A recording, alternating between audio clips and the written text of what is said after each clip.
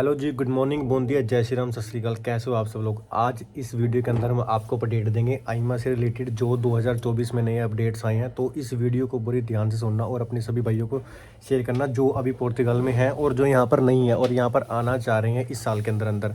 तो सबसे पहला तो इनकी एक खुशखबरी आई है कि जो पहले यहाँ पर 760 का कॉन्ट्रैक्ट था, सॉरी, उस कॉन्ट्रैक्ट को बढ़ा के 820 यूरो कर दिया है। ये सभी के लिए बहुत बढ़िया चीज़ है।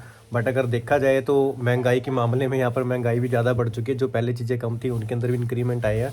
तो मतलब देखा जाए तो फ्लक्चुएशन होने के बावजूद भी लेवल सेम ही रहता है। बट ये है कि चलो सैलरी इंक्रीज़ हो चुकी है तो बढ़िया हो गया। और अब इस साल के अंदर जो भी आपका कॉन्ट्रैक्ट लगेगा वो 820 यूरो के हिसाब से आपकी सैलरी के हिसाब से लगेगा। और उसके बाद जो सेकंड न्यूज़ इन्होंने दी है कि नेशनलिटी को लेके दी है कि जो यहाँ पर लोग नेशनलिटी अप्लाई करते थे, सबसे पहले आपकी पहली टीआरसी आती थी साल, 1.5 साल, कई बार तो 2-2 साल लग जाते थे। उसके बाद आपको यहाँ पर 5 साल होने चाहिए, तब आप उसके बाद यहाँ पर अप्लाई कर सकते थे, उसके लिए लीगल थे। बट अब जो इन्होंने नया अपडेट लाया है उसके अंदर ये चीज़ बताई कि अगर आपको यहाँ पर नेशनलिटी अप्लाई करनी, जिस दिन आपकी फ़ाइल हो गई, मतलब सपोज करो जैसे मैंने यहाँ पर 2 साल पहले पेपर लॉक करा रखे थे और अब मेरे पास कार्ड है, तो अब मुझे आज के बाद 5 साल वेट करने की जरूरत नहीं पड़ेगी।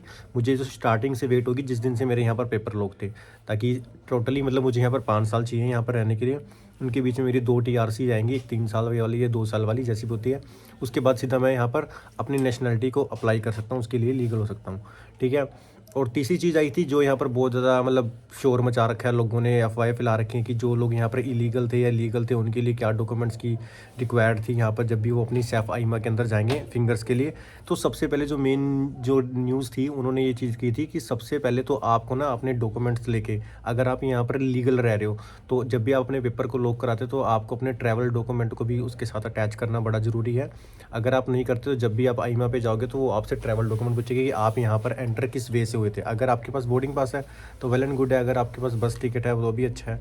अगर आपके पास कोई डॉक्यूमेंट नहीं है और आप शेंगन कंट्री के अंदर लीगल एंट्री हुए थे वीज़ा के साथ, तो आपसे वो डॉक्यूमेंट मांगते हैं। अगर नहीं होता तो आपको एक लॉयर करके उससे एक डॉक्यूमेंट मतलब एक लेटर लिखवाना पड़ेगा, पोस्टल कराना पड़ेगा कि मैं यहाँ पर लीगल एंट्री हुआ था।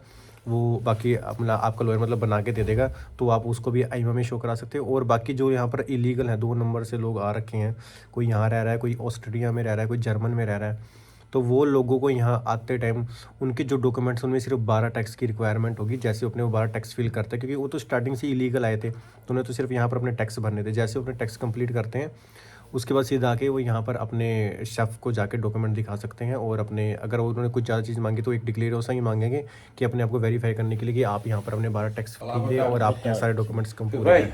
ठीक है। बाकी मोर इन्फॉर्मेशन आपको नेक्स्ट वीडियो में बताऊँगा। अभी थोड़ा